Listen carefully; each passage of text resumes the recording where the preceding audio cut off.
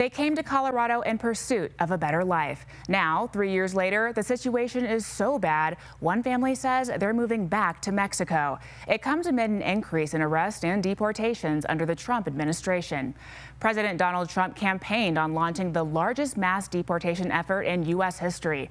Earlier this week, the Department of Homeland Security said in a release that 2 million illegal immigrants have been removed or have self-deported since January 20th. DHS estimates around 1.6 million have decided to go back to their country of origin. The change in policies have received pushback from Democratic lawmakers and community groups. Your reporter, Jasmine Arenas, spoke with that family who has decided to leave the United States. Jasmine, they say life could be better for them in Mexico.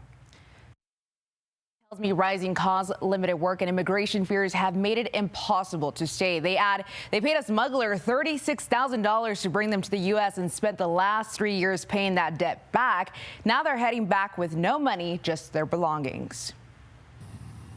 This gray truck has things the family has worked to buy over the last 3 years: beds, his daughter's toys, and even a stove. Everything they hope would help them build a life in the U.S., now packed up to start over in Mexico. There's no work. We're also worried about ICE.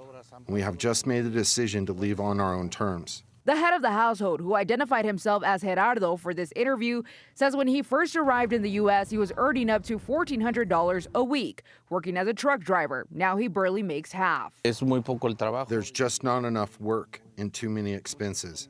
I used to work up to 7 days a week. Now I only work 2 to 3 days. Gerardo and his family have dealt with a series of unfortunate events while in Colorado, from wage theft to eviction, including getting his license canceled after being pulled over. He adds language barriers made the encounter with police worse. Everything just got so complicated, and that's why we have made the decision to leave back to Mexico. But if there's any silver lining, it's his 9-year-old daughter being able to learn the English language in 2 years. She says she appreciates the time she spent in Colorado, but is happy to leave. I'm not sad because I'm going to see my family over there. I also asked Gerardo if he thinks there's still an American dream. Well, for the people that have established themselves here, yes. But for those arriving now, well, it's very complicated.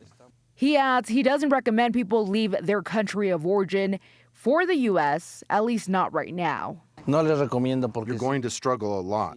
If you don't speak English or have documents, you won't have work. Now the family adds right now they do not have money for the right vehicle to haul their trailer from Greeley to Laredo, Texas. Their small 4-cylinder truck just can't carry the load. They are hoping someone who watches this is able to help them tow their truck back to Texas. Find out more information on our website. Tori. It's a difficult situation, Jasmine. Thank you.